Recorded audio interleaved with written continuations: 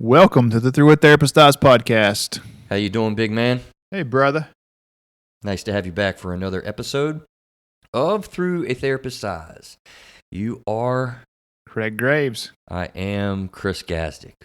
We welcome you to see the world through the lens of a real mental health and substance abuse therapist. To create emotional growth remains our goal through the medium of this podcast. I don't think I said on the show last week, Craig, that this is not the delivery of therapy services in any way. I failed. You didn't say that. Please You're know right. that is a part of the last show too. Feedback and discussion is not only welcome but sought on throughatherapist'seyes.com.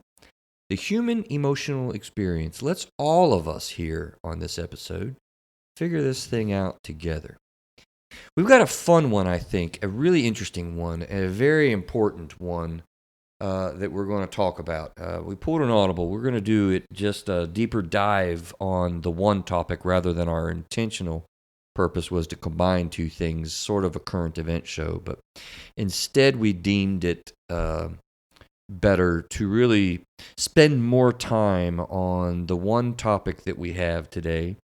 I think on the show I also misspoke, Craig, when I said just about school shooters. This is not just about school shooters. This is about mass murder events and the, I'm going to say, new focus we have on research and information and just our, it seems to me like our society wrestling with this issue. So I'm not going to physically do any jujitsu because I don't trust you, brother. You don't have to worry about it tonight. You're still struggling a little bit with the Yeah, I'm not 100% yet. I'm still working on it, but well, then maybe we should. No. Just once. Yeah. You'll still lose, man. Yeah, probably so. Dang it. It's so true.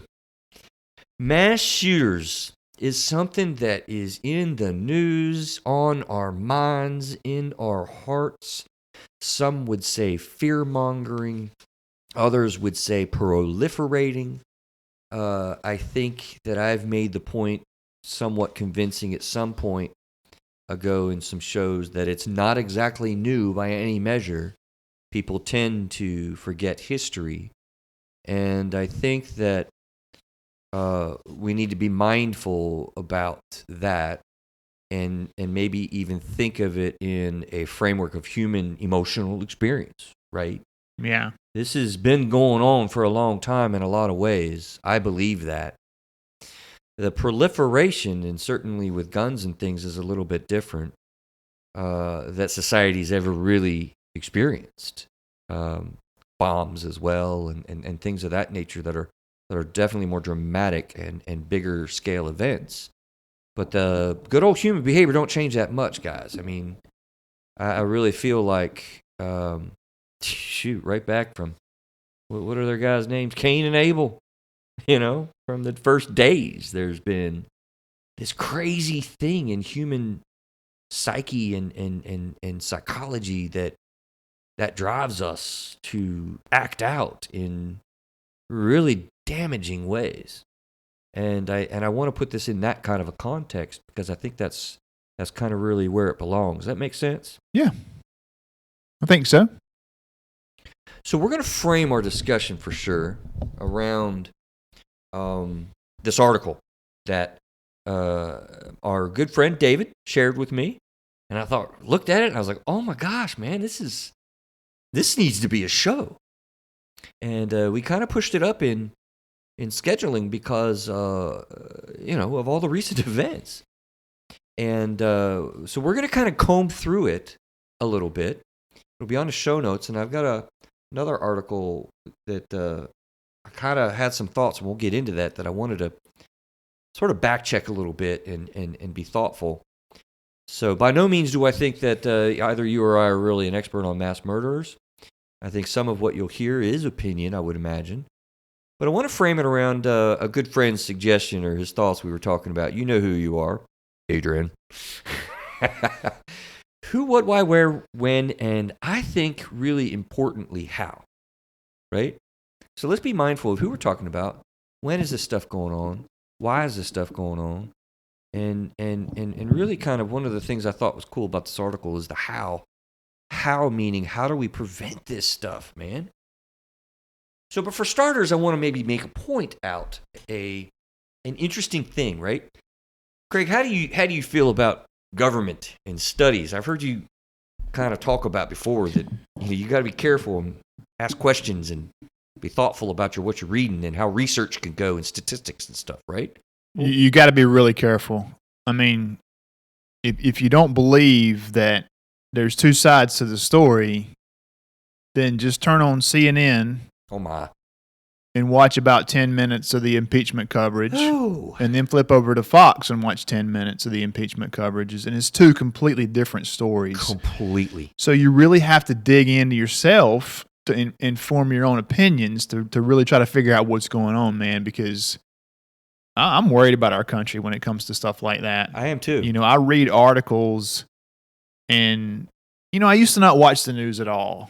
And that was part of my whole mental health plan, right? Because you really can't do anything about it, and it's a lot of fear mongering. You rubbed off on me a little bit. But since the Mueller report came out, I have been paying attention more. And I. Now I feel that our way of existence is in jeopardy. Mm-hmm. And I won't say why I feel that way because I don't want to get into a big political discussion, but you got to be paying attention, and you just can't watch one news channel or take the word of one news source. Because there's a lot of lies going on both sides, man.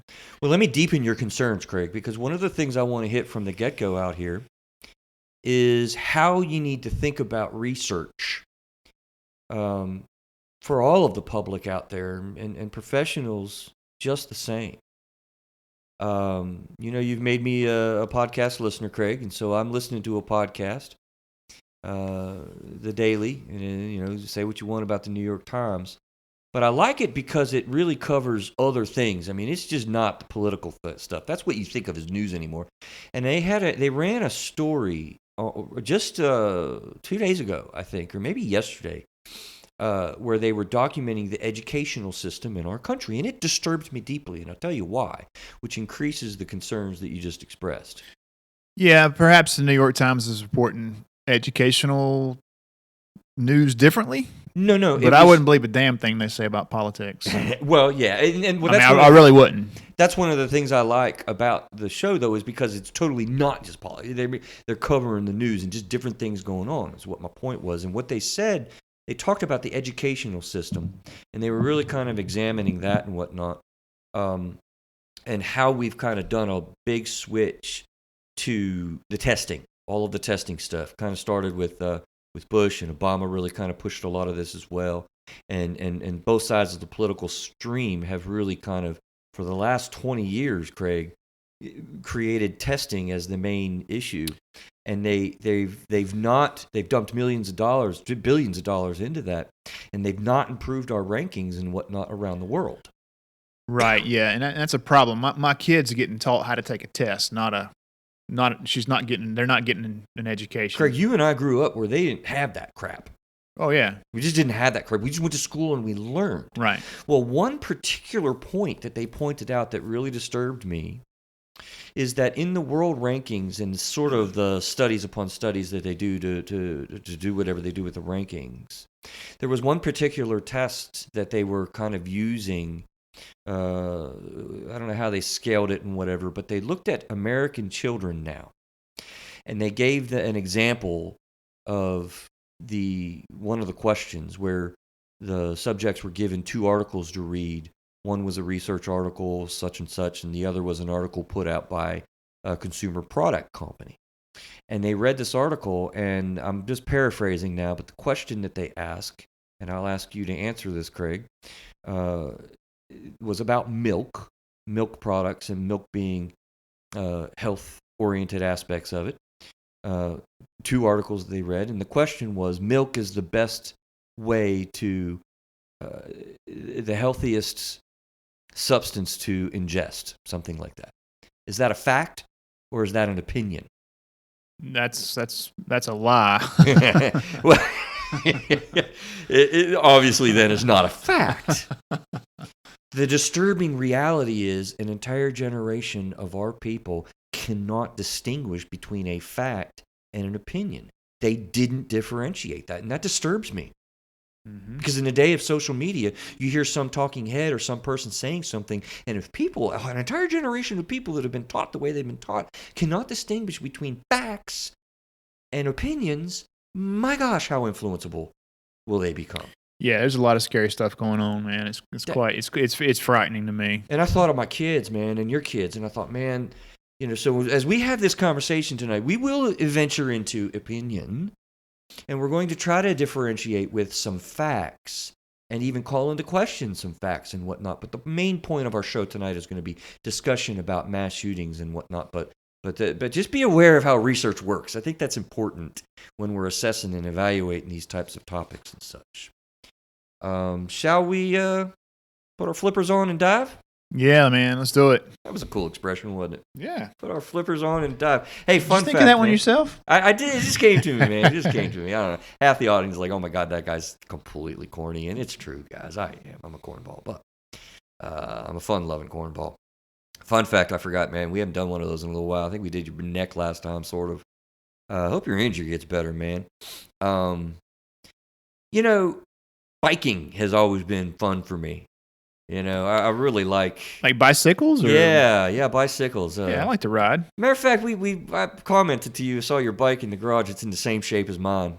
Yeah, my bike's about 30 years old. Yeah, and it's in a couple pieces in my garage. But okay. I love the bike. I need to upgrade my bike. I do too. Because I love to go to. We live.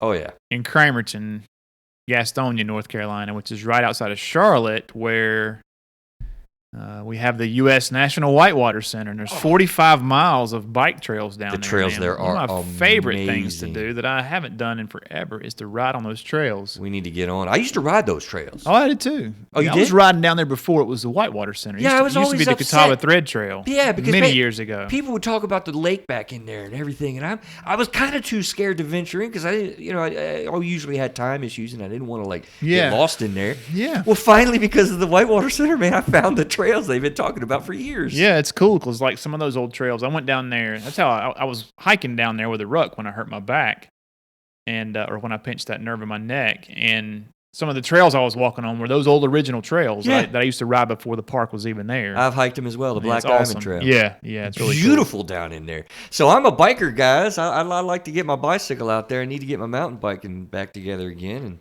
and put the kayak up and get on the bike or something. I don't know, do them both, hike, whatever. I got a lot of things I want to do, brother. True. So here we go. Nearly all mass shooters since 1966 have had 4 things in common. This is an article that I came across, and I thought it was really cool because, Craig, since this has become on the national scene, I think that people are kind of, getting hip, wisening up, and getting a little bit oriented towards hey, we really need to look at this stuff and figure out what's going on. And I think they found some really interesting things with this, research or facts aside, that we can at least as a minimum, I think, agree to include in dialogue about this stuff. Yeah, I think it's a good discussion. I read the article and I didn't get triggered one way or the other, with my opinions or whatever. But I think there's a statement in here. I did highlight some stuff. Data is data. That's what it says. Data is data, said Jill Peterson, a psychologist at Hamline University and co-author of the study. Data isn't political. So they've tried to put this data out there, and I think they did a pretty good job, to be honest with you. I did too. I really do too. What they've done is they first of all qualified things a little bit as mass murder, mass shootings, mass events like this are killings of 4 or more people in a public place. Right? So that's kind of what we're talking about. And the 4th killing was not the shooter. A lot of these guys will shoot up the place and then kill themselves. We're talking about 4 fatalities, not including the shooter. And oftentimes it includes the shooter. And it was interesting, they started out with a stereotype. They said, white male with a history of mental illness or domestic violence. Yeah. Is that a stereotype? That's what I was thinking. I don't know. Yeah, I didn't really think I've pulled into that as a well-known stereotype, but I highlighted that to say, is that what people really are kind of thinking out there? Be curious to get a lot of listener interaction on this one. I wish we had a YouTube live type thing, because this is one where we could really have some fun with. insofar as what are people really thinking out there?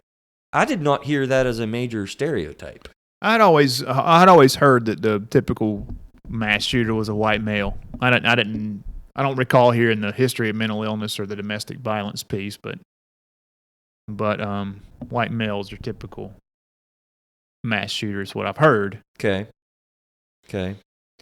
Interesting. So, what these guys did, and I'm going to go ahead and cut to the end, and then talk about it in different ways, right? What you talking about? Well, because it was the beginning of their article. It's a long anyway, article, too, man. They fired it up right in the beginning.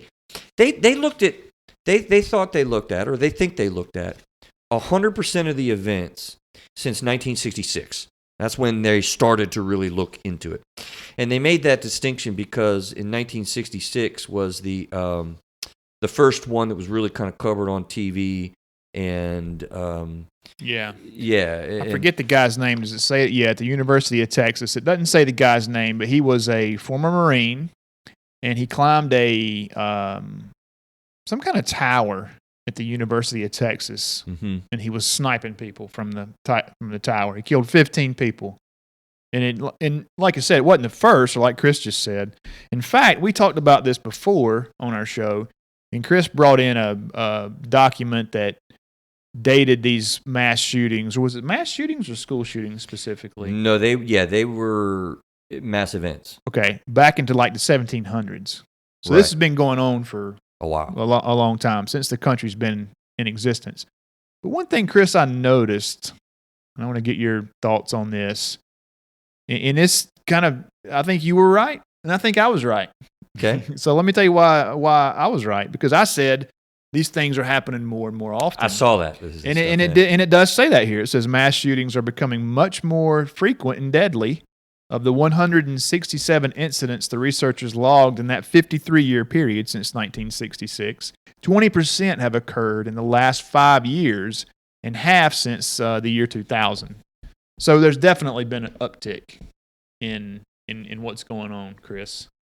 Yeah, and we'll get there. Well, what are you talking about? Where I was right? Well, I said, it seems like they just started happening. And you said, no, they've been going on forever. Oh, okay. But they're happening more often now. It seems they're happening more often. And I'm not sure if you argued against me on that, but this definitely says that there's been an uptick. There's 20% have occurred in the last 5 years, and half of the mass shootings since the year 2000. And I wondered about their numbers. Let me look at this other article. That's kind of one of the reasons why I pulled up this other article that comes from Global Research instead of these guys, which, by the way, were chronicling the Violence Project. It was compiled by the Violence Project, a nonpartisan think tank dedicated to reducing violence in society. So they published this. By the way, before we go into the numbers anymore, the who of what we're talking about, or the what of what we're talking about, I should say, is really about, they took 100 different variables, and I have no idea what all the variables were, but they kind of spreadsheeted this out, and they took 100 variables of thoughtfulness about mass events, and what they found were these 4 specific things that were universal amongst all, all, they say, of the events since 1966, and that's a powerful statement. And I feel like that has some validity, excuse me, in that if you're taking 100 different variables and you're screening all of the events, and I don't care if you come down with 20 of them or 2 of them, when they're universal in all those events, as small as the number might be, that's really important. Even if they missed events and whatnot, to take as many as they looked at and come down to all means all, like, wow, those are pretty 4 important characteristics I really want to know about. That's what really struck me about this article, honestly. Okay. But I do look at their numbers a little bit, and in this cross article I looked at, Craig, how many did they look at? Look around in the study. They looked at everything since 1966. Yeah, but what was their number on the amount? 167. 167 over that 53-year period. So 67 shooters in the last 30 years, this other article talks about, should have done some math and added them up so I didn't have to try to be caught here. Well, I'm sure This article is pointing out, mass shootings in America, and they use the same criteria. 4 people had died. They use the same criteria. At least 4 others in a 24-hour period, 1 person. So their numbers in this article, they're talking about 1910s were 2 events, 1920s were 2, 1930s were 9, 1940s were 8, and the 50s were 1. Starting in the 60s, right? You got a calculator? Add this up. Well, these guys did it since 1966 because of that University of Texas thing was the first one that was covered on national TV and got the nation's attention. So these guys are saying in the 60s we got 6 plus, in the 70s 13 plus, in the 80s 32. To your point where it's increased, right? What did I do? 80s, 90s 42 plus 28 in the 2000s plus 2010 to 13 was 14. And that comes to 135. Now, what number did you say? 167. Right? So how are those numbers really looked at is what I thought was interesting. Well, if you're looking at 2 different studies, I mean, who knows? Right? Who knows? These guys are saying they counted everything since 1966 where 4 people were killed, not including the shooter. I'm not sure what the criteria over there is. Maybe it's different. I don't know. No, the criteria was the same, and that's my point. Like, I feel like that's a hard-ass number to try to figure out how many times this happened in our country. Maybe it is. Maybe they missed some. I don't know. Somebody did. Somebody did. Those guys over there. I think these guys had more than that one. Guys. So I don't know. I don't know. Right? And I'm thinking there's a lot of different data points because one of the distinctions this article made that I thought was cool, not the one we're going through. Well, this says this is the largest study of mass shooters ever funded by the U.S. government. So hopefully these guys actually did their homework. But if it's a government study, who knows? It could be completely fact? It could be completely off. Well, she says data is data, so you would hope that it'd be factual. Yeah. I'm a data guy. You are. And the data doesn't lie if you're compiling it in the correct way. But the data has to be right before you can get the right answers. Because they made a distinction from in this other article, the second one I'll say, in the 1930s to the 1960s, mass shootings are more familicides, if that's a word, I guess, and they're familicide, family events and whatnot, and felony-related killings. But in the 60s to present, they made a distinction that is much more public places against unknown bystanders, and that's a fundamental distinction I think that we can all anecdotally see. Yeah. Right? So what's the real number is a big question that I have. And how I'm sure we could pull up a 3rd and 4th and a 5th study and probably get different numbers there too, so. Okay, all that being said, you want to know what the 4 factors are? Yeah. All right, the 4 factors. Since 1966, found that the shooters typically have an experience with childhood trauma. Number 1. Number 2, personal crisis or specific grievance. Number 3, a script or examples that validate their feelings or provide a roadmap. And then the 4th is a simple access to a firearm, which might distinguish a little bit of the events too. By the way, I realize they're talking about maybe specific firearms, possibly. Well, they're not. And there's some interesting data on the firearms in use in the report too. Yeah. I guess we'll get there. So those are the 4 that they have seen as really foundational things that we need to understand about these mass events. Saying them again, right? An experience with childhood trauma of some sort, personal crisis in the moment, a script or examples that validate their feelings or provide a roadmap, and then having access to a firearm. And yeah, we probably need to cover, I think, the access issues and whatnot, because they did spend some time on that in this article. But those are 4 really cool points of interest, I think, that really do seem consistent in what I understand about, suicidal and homicidal ideation and how we screen this and how I've experienced this in my field.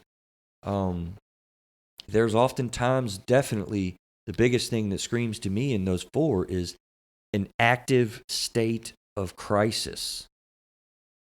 And that's key. That's really key. Because as we spend a little bit of time today on, so what does this mean? How, right? How? What do we do? What are the action points? Well, they make the point later on that that's an opportunity for intervention.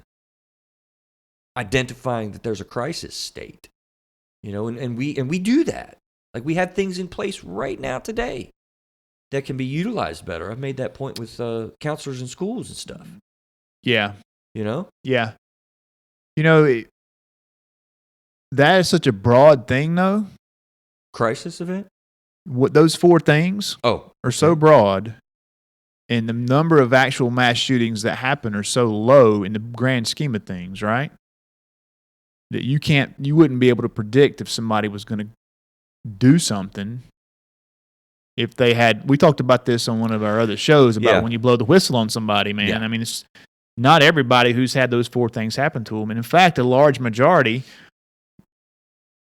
are not going to do one of these crazy mass shootings. You're exactly right. It's a good point. So I couldn't walk into your office and say, you know what, Chris, man, you got all 4, buddy. I've had childhood trauma. I got a script and some personal stuff going on, and I got a bucket full of firearms at my house, and you wouldn't be able to say, well, hey, we need to lock this guy up. Right. This is not. I totally agree, and I'm glad you made the point. This is not a predictive tool, and I don't know how you create a predictive tool like that, which is why we need assessments and and help in that phase of it, which is this is designed to help the assessor. There's no way to know. Yeah, that's right. Which is that's why not specific enough to be actionable. No, and which is why one of the biggest factors of the 4 to me are crisis states. I mean, we know what that looks like. We know how to assess that. And when you are in crisis, we are alarmed. Yeah. If somebody says suicidal, we pop our ears up. We take that 100% time seriously. And we just, as clinicians, we know that. That's not something to take lightly. I coach family members about that all the time. Yeah. Somebody who might done cutting on their arms and legs and they do that regularly, we're not going to freak out. But if you start talking about suicide, we're not going to freak out, but we're going to be all ears. That's never to be taken lightly, and we all know that. No, I agree with that. Right? It shouldn't be taken lightly. It's like assumed in the field. Yeah. It's known. Right. It's like you say bomb in an airport. We just now know you can't do that. Right. Suicidal ideation is thought of that way. Right. And needs to be. Mm-hmm.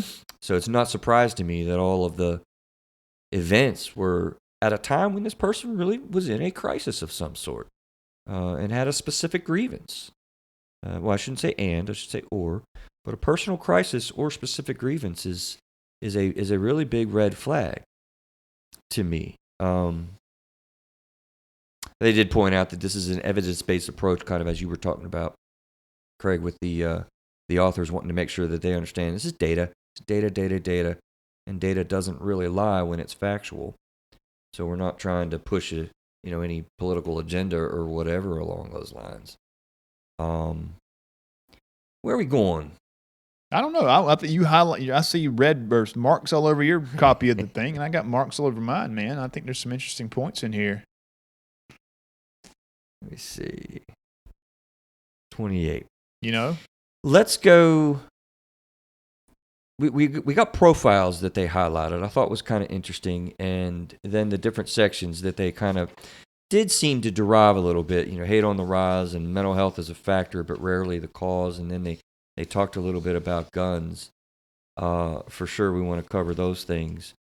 They do touch on some mental health stuff. Most certainly. And I'd like to take that a little bit further toward the end, maybe. Let's look at 5 profiles and get more on the who we're talking about. Okay, and then we'll take a quick break and come back and hit the other bigger points of the article. Because the who is important. When we're talking about, mass events, they really did go into specifics with that. And I thought it was interesting the way, having a dialogue on a national level about this, developing even some categories and some ways to wrap your arms around this thing is an important starting spot. You can't just, like you said, you can't just make it so broad. So if we categorize this a little bit and begin to get better understandings and research this more, kind of look at it and be thoughtful about it, we can really begin to be more targeted towards what we want to do in intervening. right? So they made some 5 profiles. K through 12 shooters. White males, typically students or former students of the school with a history of trauma. Most are suicidal, plan their crime extensively, and make others aware of their plans at some point before their shooting. They use multiple guns that they are typically steal from a family member. Those are specific to the category of K through 12 shooters. I mean, that's a lot of information right there about a specific category of mass events. Again, that is, but not predictive. But not predictive. It is not predictive. It's not predictive. Now, I would say that if somebody makes their plans known at some point, if somebody makes a threat, then we ought to all be willing to reach out to somebody to say, early hey, Chris made a threat. Yeah, Chris made a threat. We need to figure that out. Early on in our show, you remember that conversation about moral courage? Yeah. It applies right here. Yes, indeed. It's hard to do, too. Yeah. I think that would be the obviously the tipping point, because there's a lot of white males out there who have some trauma. You know, there could be even kids who were suicidal who weren't going to open fire on the rest of their classmates. But if they make their plans known at some point, that's a whole different game. That's a game changer. Right. College and university shooters. Interestingly, non-white males who are current students of the university are suicidal and have a history of violence and childhood trauma. They typically use legal obtained handguns and leave behind some sort of manifesto. I mean, that's pretty specific on that category. Yeah, that is pretty specific. And it does say up here earlier that most of these guns are obtained legally. And I want to talk some more about that at some point. Absolutely. That's just a side note. By the way, they did point out, like, what we're talking about is not predictive in a way. They say experts had long cautioned that there is no single profile for a mass murder, but the Violence Project researchers found some personal characteristics often align with certain types of locations targeted by shooters and created these 5 general categories. So they're recognizing, I mean, we know you can't predict, and there's no single profile, whatsoever. Third is workplace shooters. 40-something males without a specific racial profile. Most are employees of their targeted location, often a blue-collar job site, and have some grievance against the workplace. They use legally purchased handguns and assault rifles. Again, categories. Like, that's a conversation starter in how to manage mental health factors in mass shooting or mass injuring events. What is it? The 4th profile is a place of worship shooters.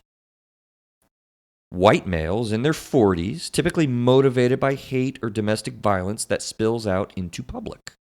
Their crimes typically involve little planning. And it's interesting, right? Like, K through 12 shooters, it just occurred to me as I was reading that, meticulous planning, the crime plan extensive. But interestingly, in place of worship shooters, the crimes typically involve little planning. Yeah. There's something behind that. That's interesting. That almost seems like a crime of passion kind of thing. Right. Spur of the moment. Right. Hard to predict. Very hard to predict all of them. Yeah. But yeah. So it's just interesting to me the way these categories, they laid them out with some specific characteristics and looking at a shit ton of events. Again, numbers question notwithstanding. The 5th one, shooters at a commercial location, such as a store or restaurant. Okay, white men in their 30s with a violent history and criminal record. They typically have no connection to the targeted location and use a single legally obtained firearm. About a third show evidence of a thought disorder. That's a specific diagnosis, actually. Yeah. About a third show evidence of a thought disorder, a term for a mental health condition like schizophrenia, that results in disorganized thinking, paranoia, or delusions. Yeah. And see, 3 out of the 5 are specific white. Not that it couldn't be another race or gender, but 3 out of 5 are specific to white males, and one of them could be a white male. It's not, not specific to What's it say? I'm looking for the word. Oh, not specific to a racial profile. Yep, there was one that said that, and then another one. College and university shooters specifically say non-white males, Right. who are current students. Yeah. But my point was earlier we talked about the stereotype of the white male, and three out of these 5 are specific white males, and one of them's a non-racial profile. It could be a white male. I noticed that too as we went through that. So again, the idea is not trying to predict this stuff, but I do have some thoughts here in a little bit on the how. So we're talking a little bit about the who right there, and we do need to kind of look at when we become more alarmed and when we become more aware, because we have a lot of people, for instance, in our schools that do not really match the who. I've assessed this in my office recently multiple times, honestly. And there was just zero concern that I had when I met these kids, and I knew these kids, Mm-hmm. And so that assessment data points are really important in a professional's mind when the right professional is really thinking about these things. Right. So this all adds to what we do. Mm-hmm. And again, more on that later. Would you think about this next section they hit? Hate on the rise. Yeah, I think that's interesting. I'm going to read what it says, and then we'll talk about it. It says the study shows that the number of shooters who are motivated by racism, religious hate, and what is that? Misogamy. What is misogamy? I meant to look that up, actually. Golly, I need to look it up too. Misogamy. I feel like an idiot now. Misogamy have increased since the 1960s, most dramatically in the last 5 years. Now, what's happened in the last 5 years, Chris? Tell me. You tell me. Think about it for a second. What's happened in the last 5 years? Misogamy is dislike or contempt for ingrained prejudice against women. So that's a woman factor. Religious hate, racism. Really, misogamy? Hate I don't know anybody that's went into a woman-specific location and committed mass murder. At least I haven't heard of that. But I mean, you don't hear about all these little four or 5 people deals. Yeah, right? If you think of the news broadcasts of events, I don't know about you, but it hadn't been 50 times in the last 5 years or whatever the number is. Yeah. So there's a lot of things that aren't in the news that are going on. Now back to your point though, what do you mean? What's happening? Yeah, I think in the last 5 years, our political and media climate is driving wedges between groups, man. Yeah. I think that I don't want to say there's no racism because that's crazy. There's always going to be racism on both sides, but I think the media and a lot of our politicians on both sides of the aisle are fueling these racism and tribal kind of divisions, man. It sucks. I think it is a factor. Cultural tendencies and cultural awarenesses are a big issue. It's a big part of this issue. Let's come back to that to make a major point. Pause on our show here at the half, or through atherapist's.eyes.com. Hey folks, Chris and I have been talking about a new partnership or affiliateship that we've got with a company called Whole Family Products. They offer 126 different nutritional supplements. There's anti-aging creams, hormonal creams, CBD oils. We did a whole show on CBD. They got, I forget how many now, but lots of options there for CBD oils. And if you go to our website or our Facebook page, there's a post on our Facebook page now. And if you click through to their website from ours and purchase a product, then Chris and I will get a commission, and then we can do things like buy video cameras and advertise and get more listeners and put ourselves on YouTube so you can see our happy smiling faces. So go to our website and check those guys out, and we would certainly appreciate it. So back to it. Craig, we left off on hate on the rise. What was it you kind of left off on as far as? Well, I just was saying that I think that our political climate, and I think it really started back with our previous administration and has flowed through up until now. And I think that politicians and the news media are teeing off on race and these divisions that's dividing our country, man. And I'll tell you, reading this thing, I really I wrote cherry-picked question mark. I feel like there is fear mongering is a big part of this, right? And I wanted to come back and make the point of sounding off on the idea that I don't want us to be, as a society, through a therapist's eyes, really operating out of fear with this stuff. This is, I know that sounds crazy. I'm saying don't operate out of fear with your awareness as the public, as all of us collectively together. Let's operate out of thoughtfulness and awareness and being mindful in the moment. Because when you're mindful in the moment with an airport, we are now all a part of a consciousness where we're not fearful to go to an airport, I hope. But if I see some crap happening that ain't right, that's clearly something that I'm being calm, thoughtful, and mindful about, we really need to have moral courage and take action. You got to be situationally aware. I think you're definitely right.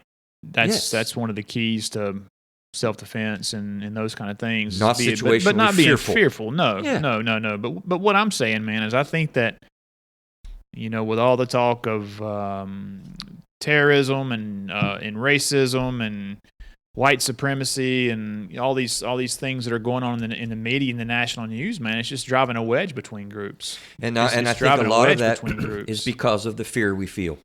And that's what I'm speaking out against. I agree. But what I'm saying is these politicians in the media are driving these fears, man. Driving it. That's what's happening. Driving it. It sells. When people get together, there's no hate, dude. No. There's really not. I saw a video, and these guys, I think it may have been up in the D.C. area, and these guys were having this Trump rally, and so they're all rallying, Trump, Trump, Trump. Well, these Black Lives Matter protesters show up to protest the Trump rally. Right. Yeah. So, it looks like it's going to be brawl, a throwdown, right? Wow. So the Trump dude gets the Black Lives Matter leader up on the stage. And he's like, let him speak. Let's hear what you got to say. Okay. So he starts talking.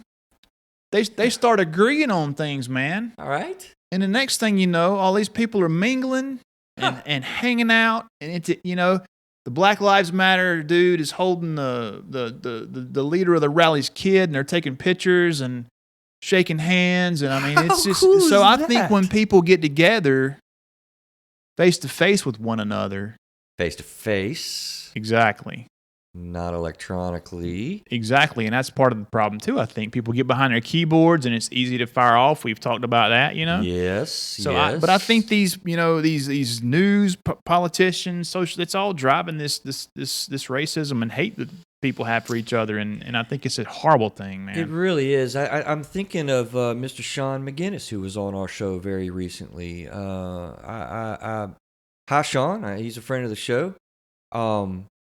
Man alive, he was so cool because one of the things that I really was impressed in talking about all of his police and parole history, and he says he gets it all the time. I'm like, I don't pick up on that edge, that, and he's like, yeah, I know exactly what you're talking about. I get people telling me that all the time. And what he explained is, I just walk around kind of calm and peaceful, not arrogant and haughty in any way, thinking he's going to kick anybody's tail that comes around. It's because there's an internal peace and confidence in knowing what he knows about himself. Mm-hmm. And so I think if, in much the similar way, this hate on the rise thing disturbs me, and what I agree with you, Craig, we're doing, I think if we walk around in a knowledgeable way as a community and as a society about these factors, this is why this is so powerful.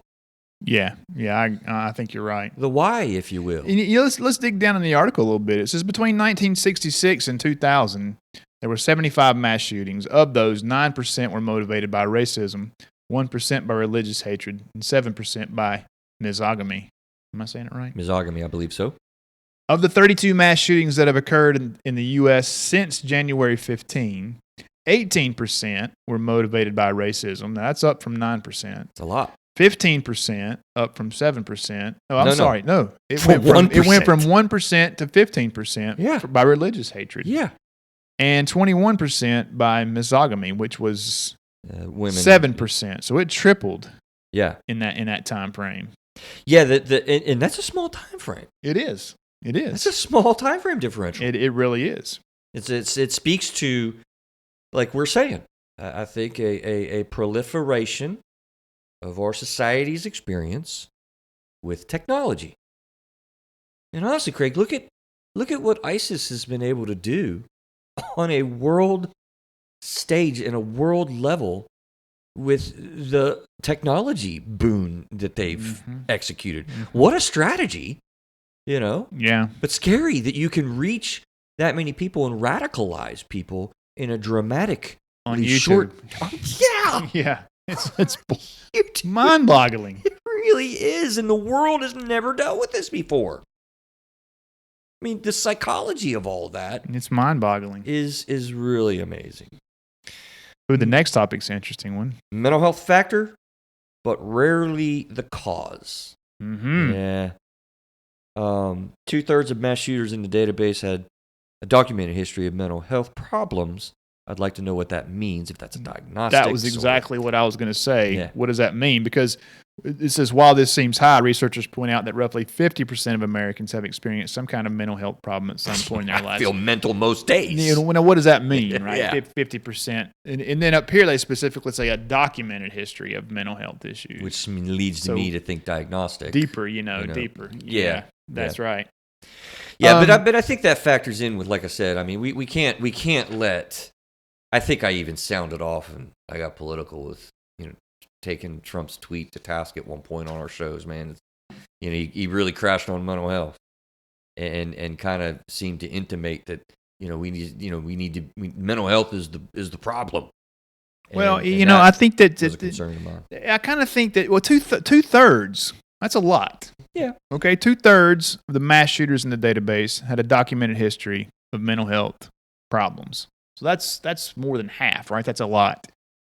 And I've talked about Kelly Brogan. She's Dr. Kelly Brogan on our show before. And she's the lady that believes there's a link between, and she says it's well documented. Now, you or I, neither one have gone out and actually looked up the research she's talking about, but she writes about it on her website. And she says what's happening is these guys have a liver issue that does not allow them to process the SSRI, and that basically poisons their system and makes them worse. And so while we were kind of getting ready for the show, I just did a little Google search, and I found an article that lists 37 mass shooters who were on antidepressants. And if you scroll through here, man, there's some names that you might recognize. James Egan Holmes. He was the kid that opened fire in the school movie theater in Colorado. Oh, okay. He killed 12 and wounded 70. He was on Zoloft. Eric Harris. He was one of the Columbine kids. 14 dead, 23 wounded. He was on Zoloft and Luvox. Is that right? Patrick Purdy, I don't recognize him. 5 dead, 30 wounded. And I can't pronounce the antidepressant. Sing Ho Chu, Chinese guy, killed 32, wounded 23. He was on Prozac and Paxil. Jeff Weiss, Robert Hawkins. There was one I wanted to specifically mention. While you're looking for the one that you specifically wanted to mention, what's interesting about these numbers and stuff, in the news here locally, we had the gentleman who drove his car through a restaurant. I'd like to know if that event is even on the list. Right. No, he didn't. It's not a shooting. Okay.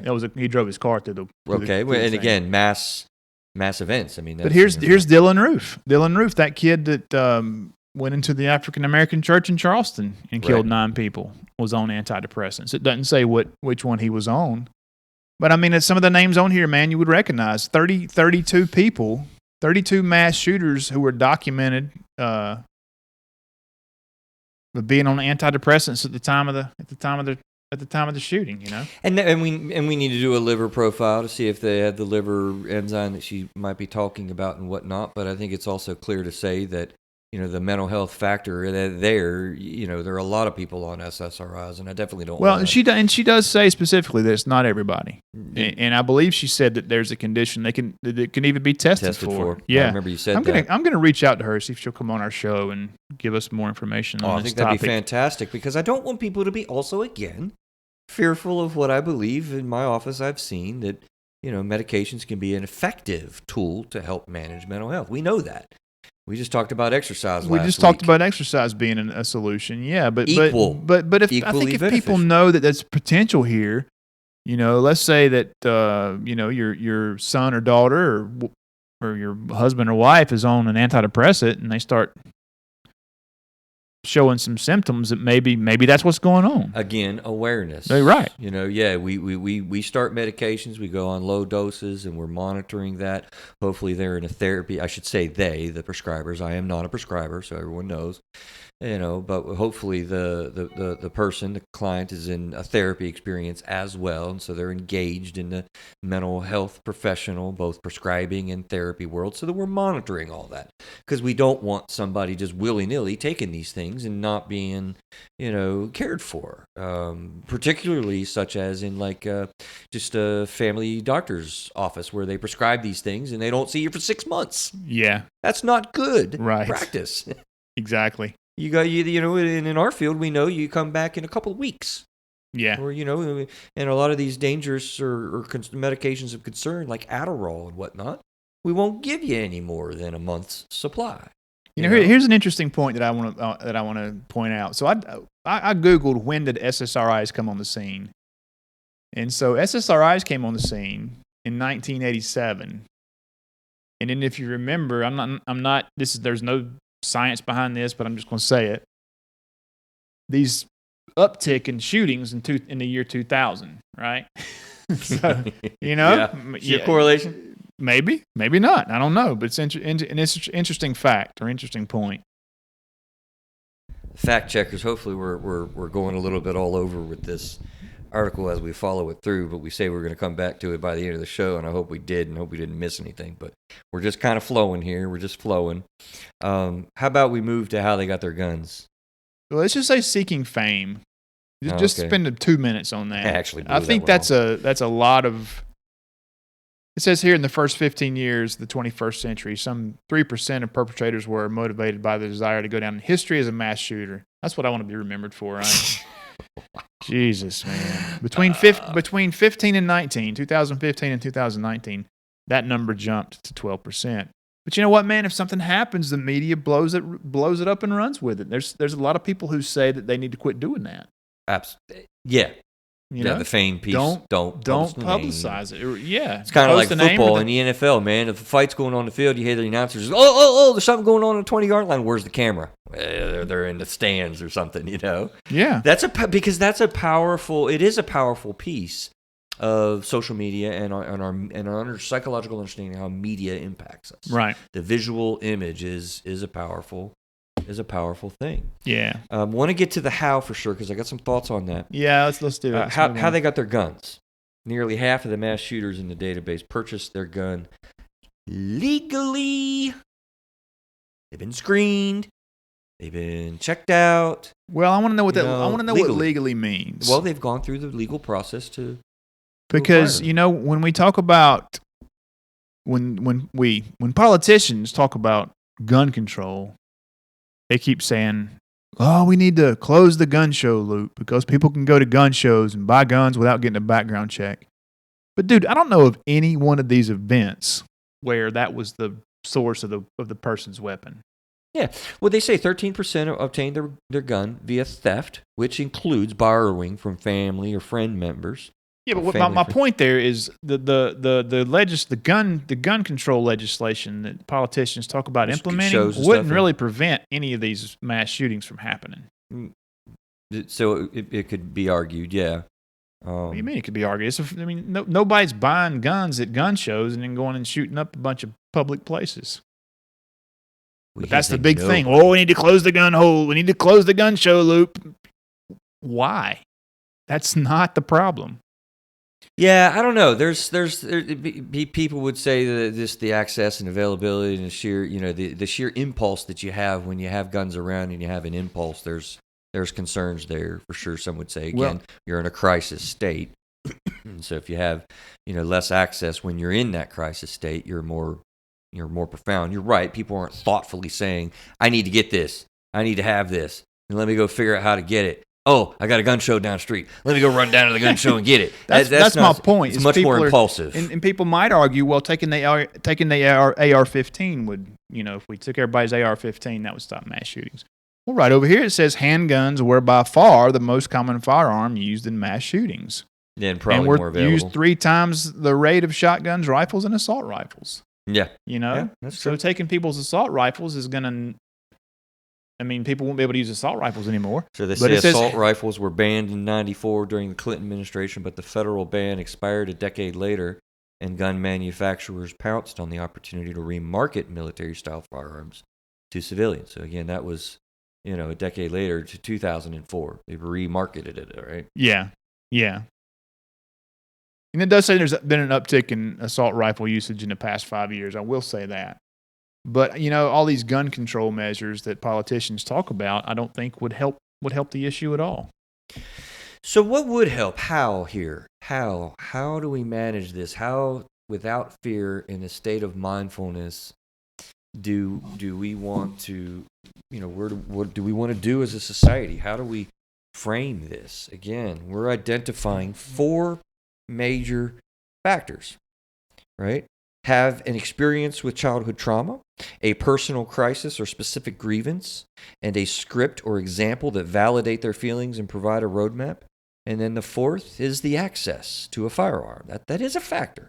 Access. Not necessarily gun shows and stuff, but it's one of the 4. They all had access. We have a well-balanced knowledge of managing crisis states in the mental health field, right?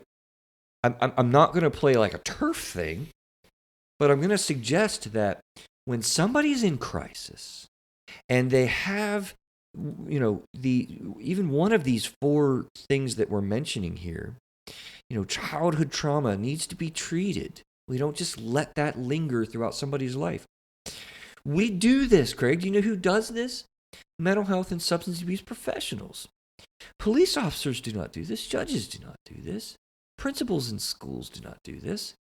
Mailmen do not do this. Medical doctors oftentimes do not do this. This to me, again, I know, consider the source, guys. Don't send me hate mail. The therapist says this. But therapy, mental health, psychologists, counselors, dude, like Craig, this is what we do.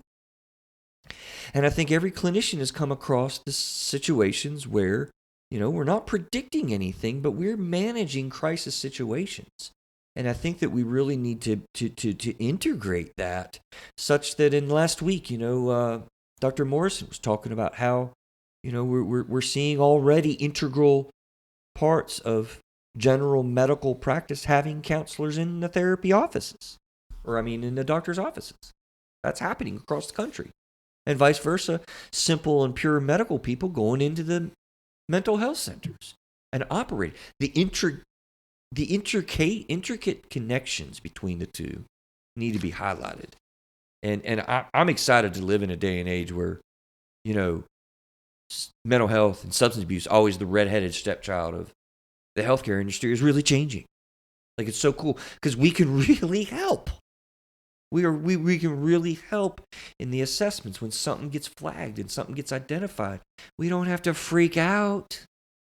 We need to be mindful in assessing this. Because a lot of the times, this is just some kid in school that's hurting and having a hard time, and they get a little intervention, they're fine. Right? There are rare events where they're really not. So what are you saying? I'm saying let's get the mental health professionals highly involved in this. Assessing childhood trauma, getting avenues where we can deal with that childhood trauma, assessing when somebody's in a crisis state, let's get that actively engaged so that they can be easily and fully and readily accessible into schools, in doctors' offices, in public places, in places of work. Craig, I've shared with you before, I think it's interesting that we are growing in a time where Neil deGrasse, the scientist, the astrophysicist, was talking about this, where, I see a time very short from now where we have a relationship with a mental health professional where we go get an annual checkup. I had a conversation with a common buddy of ours, David. I don't disagree with that at all. I think Right? that's a great idea. Right? I do think it's a good idea. That's integrating this in to our society. Yeah, I think it'd be great to have more involvement between mental health professionals and people. Listen, if you go in for an annual mental health checkup, it might even be 3 times before I find out, or you're willing enough to tell me. But if you come see me for 3 checkups over 3 years, I guarantee you I'm probably going to hear something about that childhood trauma. You are, but again, not everybody's going to go shoot somebody up who's had childhood trauma, course. And here's another interesting thing I think about that is I just told you 37 shooters who were on some kind of SSRI. So they had to go see a doctor, right? I mean, they had to be in somebody's care. Was that their family doctor? Or? That they may have seen once and not seen again for 6 months later. So that important time between starting a medication trial, which is what it is. Denny talked about that last week. Okay, so you're trial, and then you're following up with that, and you're checking the dosage, and you're really engaged there. It's not, here's the medication, see you later. Yeah, that's not good practice. Okay, very bad practice, and unfortunately, that happens a lot. I'll tell you another thing that happens a lot, Craig. Hey, my Aunt Jane seems to have the same kind of problems as I have. I know she's got an extra refill on here. Let me pop her pills. Right? Yeah. This is not aspirin. That's an interesting thing. So think about this for a second. These people who have these who were taking these, whether the drugs made them do it or not, whether it was an SSRI that made them shoot up people or not. Well, they definitely had something going on, so they went to somebody to get an SSRI. So you're saying maybe if they had seen who abuses who takes again I'm feeling bad, so I'm going to take Auntie Jane's Prozac. Well, I guess that's possible. Yeah. But let's assume for a second that they went to see their doctor or somebody who wrote them a prescription for those pills. Yeah. So if they were going to see a guy like you, and you could pick up on and you could prevent these 37 people had been in the care of a therapist and not done these things, we probably wouldn't be having this conversation right now. That's where we're wanting to grow towards. Yes. Yes. I think that our society is growing in awareness of these things, hopefully not in a fearful way, but in a mindful way where we're more willing and able, and it's available and accessible to engage. Craig, I've been doing this stuff for 25 plus years or whatever it's been, and I ain't never heard of a mental health clinician in a family practice setting. We have that now. And I think, here, how cool is that?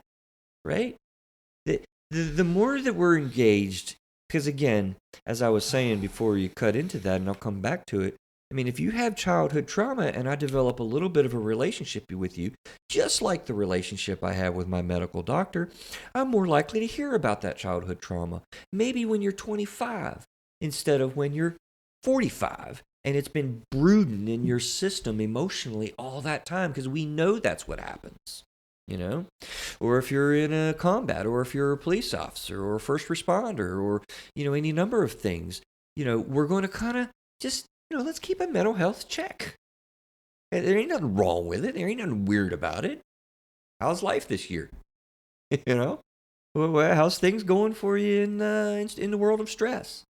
Your industry's crashing, that's stressing you out. Okay, well, let's talk about that for just a minute. I mean, we're talking about an hour kind of assessment, once a year as part of a checkup.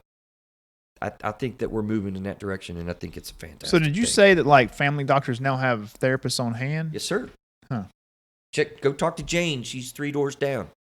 Let's set you up, and you can talk to her just today, right now, for, a little bit. That'd be good, because I hear you talking about, your anxiety, and let's go have an appointment with Jane, and I'll give you these scripts, and she'll talk to you for a little bit. Are you okay with that? Oh, I don't know if I want to do that.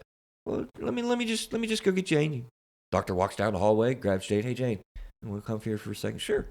Come in, see his smiling face. No big deal. Disarming. Yeah, I guess I'll talk to Jane for a minute. And go down to her office and have a chat for 20 minutes. We could do that now. Yeah. And I think that's cool. Yeah, I was just Googling while you were talking. The Parkland shooter was also being treated. He was on medication for emotional issues. Mm-hmm. So he was being treated. Same thing. Yeah. So let's wrap this up, man. Did we cover the who, what, why, where, and definitely focus a little bit on how? I think so, man. I enjoyed the conversation. I hope our listener enjoyed it as much as I did. Because, it's an important thing that we're all worried about. And I guess I'm going to kind of jump on that again. I mean, I don't want us to be worried. I want us to be aware. I don't want us to be fearful. I want us to be mindful. I think those are big distinctions.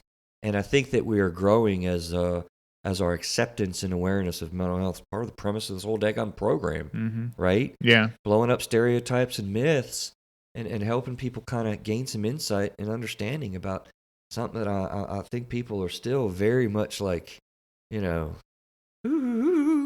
we don't talk about feelings. We don't talk about our emotions. Yeah, you know what? We do, and it's okay. And a lot of good can come from it. And I think that's cool. Right? It is. So, Greg, where are we going next? Next show? You tell me, dude. You're the boss. I don't know. So I'm getting used to this new format where we record two, and I don't know. Well, you got plenty of time to think about it. We do. Take us out of here, plenty man. Of time to think about it.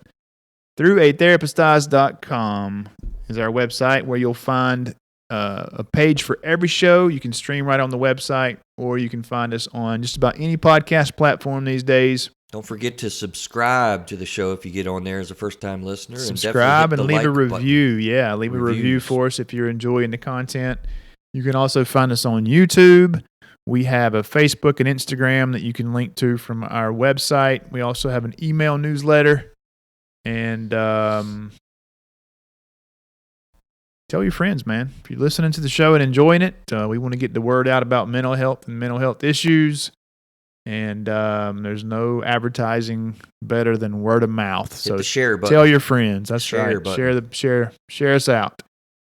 Anything else, Chris? I think we're coming up on Christmas by the time this comes out. I hope everyone's having a happy holiday season out there, okay?